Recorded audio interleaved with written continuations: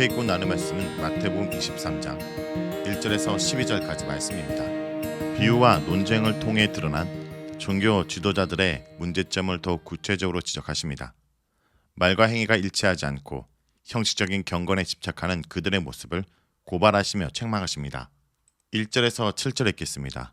이에 예수께서 무리와 제자들에게 말씀하 이르시되 서기관들과 바리새인들이 모세의 자리에 앉았으니 그러므로 무엇이든지 그들이 말하는 바는 행하고 지키되 그들이 하는 행위는 본받지 말라.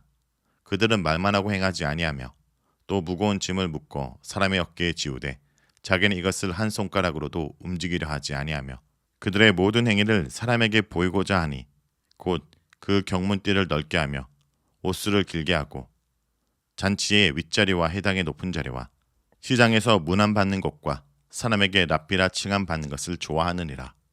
1절에서 4절은 언행불일치의 바리새인들에 대한 내용입니다. 서기관들과 바리새인들은 모세의 자리에 앉았습니다. 모세의 자리는 은유적으로 서기관들과 바리새인들에게 있었던 교육하고 다스리는 권위를 가리킵니다.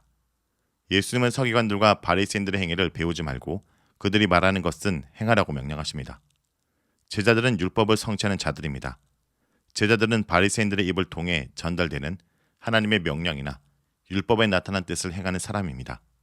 물론 제자들은 바리새인들의 관점이 아니라 예수님의 관점을 통해 율법의 원래 의미를 알고 지킵니다.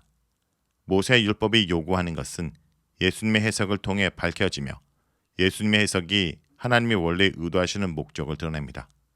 불행하게도 바리새인들과 서기관들의 가르침은 사람에게 무거운 짐입니다. 그들이 지운 짐이 무거운 이유를 몇 가지로 짐작해 볼 수 있습니다.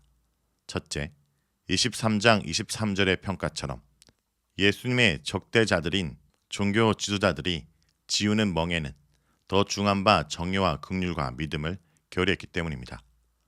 둘째, 종교 지도자들은 짐을 지우기만 했지 사람들을 실제로 움직이게 만들 수 없었습니다. 셋째, 바리새인들과 서기관들이 만든 전통은 일상생활을 하는 사람에게는 너무나 지고 가기 힘든 짐이었습니다. 무거운 짐을 지우는 예는 음식 규례, 엄격한 안식일 규례, 정결 예식에 대한 규례 등에 나타납니다. 무거운 짐을 지우는 것은 안식일의 규례처럼 바리새인들과 서기관들이 율법 해석을 통해 백성에게 무거운 짐을 부과하는 것을 의미합니다. 예수님을 따르는 자들의 짐은 가볍지만 바리새인들과 서기관들을 따르는 사람들은 무거운 짐을 지느라 힘들었습니다. 그들이 짐을 무겁게 하고 시간이 흐를수록 더 무겁게 했으니 사람들은 짐이 무거워서 움직일 수 없었습니다. 서기관과 바리새인들의 힘든 짐을 사람들 어깨에 지우고도 사람들을 위해 손가락 하나 움직이려 하지 않았습니다.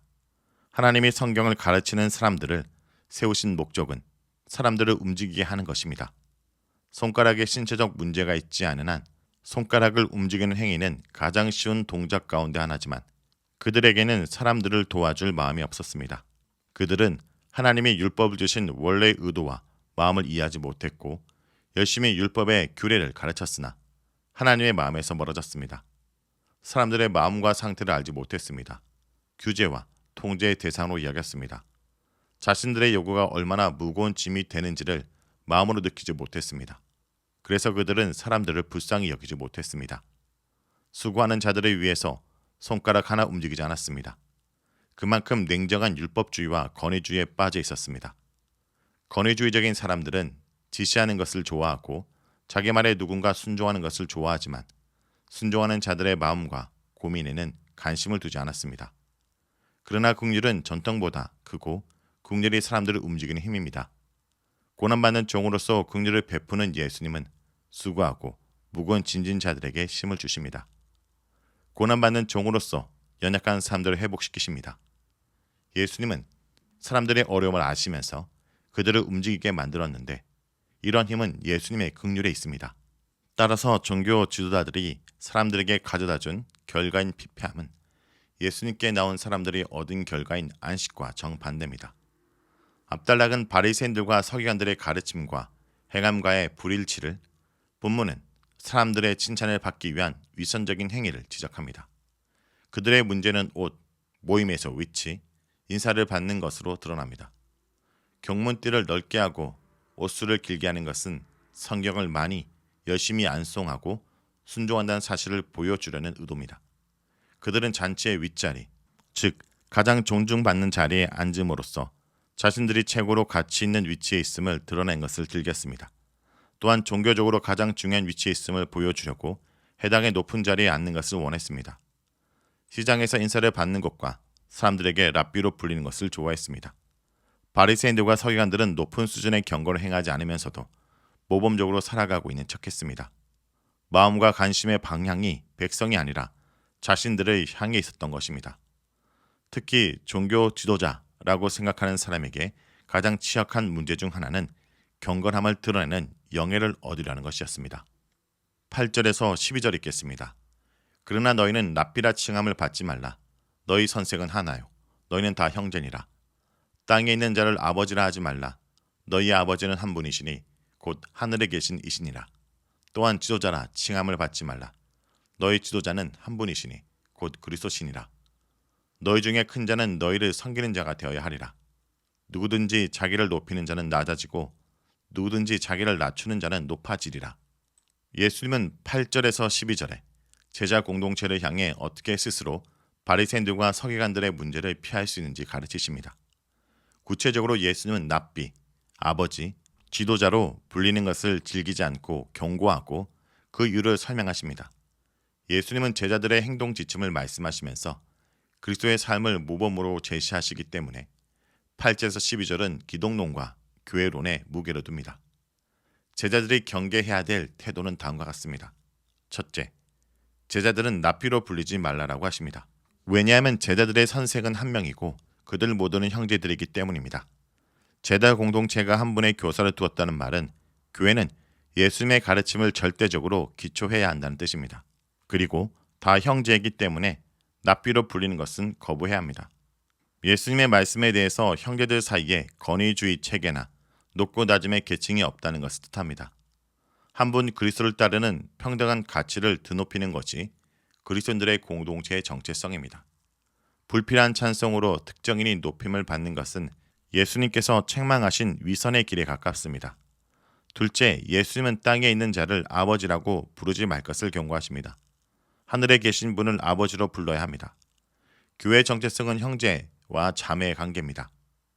형제의 개념은 한 아버지 아래서 서로 평등과 결속력을 전달합니다. 형제와 자매로 이루어진 공동체는 서로 윗자리에 앉으려고 하지 않습니다.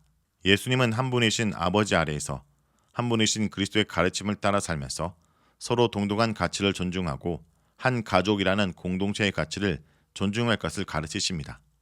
셋째, 예수님은 지도자에게 상응하는 단어로 그리스도를 사용하십니다. 그리스도는 참된 인도자이시지만 겸손히 섬기는 종의 모습을 보여주셨습니다. 가르치고 존경받는 위치에 있는 사람은 사람들이 자신을 따르도록 할 유혹에 빠지기 쉽기 때문에 고난의 길을 가진 그리스도를 생각해야 합니다. 인간 지도자를 따르면 공동체는 분파주의로 흐르기 쉽고 예수님에게서 멀어질 수 있습니다. 제자 공동체는 한 분 그리스도를 중심으로 한 공동체가 되어야 합니다. 예수님은 어떻게 행동하는 사람이 큰 사람인지 가르치십니다. 제자 공동체에서 큰 자는 공동체를 섬기는 사람입니다. 유일한 선생인 그리스도께서 보여주고 강조하신 삶은 섬기는 것입니다. 낮아짐, 겸손입니다. 제자들은 바리새인들과 서기관들과 달리 존경받는 칭호를 사용하기보다 스스로 하나님 앞에서와 사람들 앞에서 겸손해져야 합니다. 위선에 빠지지 않기 위한 최선의 방식은 교회에서 사람을 높이는 칭호를 사랑하지 않고 그런 칭호에 의존하지 않는 것입니다. 낮아진 그리스도의 삶을 배우고 그대로 따르는 삶은 공동체의 권위주의적 질서를 깨고 서로 평등하게 섬기는 공동체로 만듭니다. 자, 여기까지가 마태복음 23장 1절에서 12절까지 말씀입니다. 오늘 말씀을 통해 우리는 무엇을 묵상하고 적용해야 할까요? 자신의 경건을 내보이거나 가시하라는 유혹을 경계해야 합니다. 바리새인들은 사람들을 의식하며 자신을 드러냈습니다. 이러한 행동은 지독한 자기 중심성을 반영하는 것으로 그들은 하나님을 섬긴 것이 아니라 자아를 섬길 것입니다. 새 백성인 우리는 사람의 칭찬을 구하는 옛자아를 부인하고 모든 것을 은밀히 보시는 하나님의 칭찬과 영광을 구하는 삶을 살아야 할 것입니다.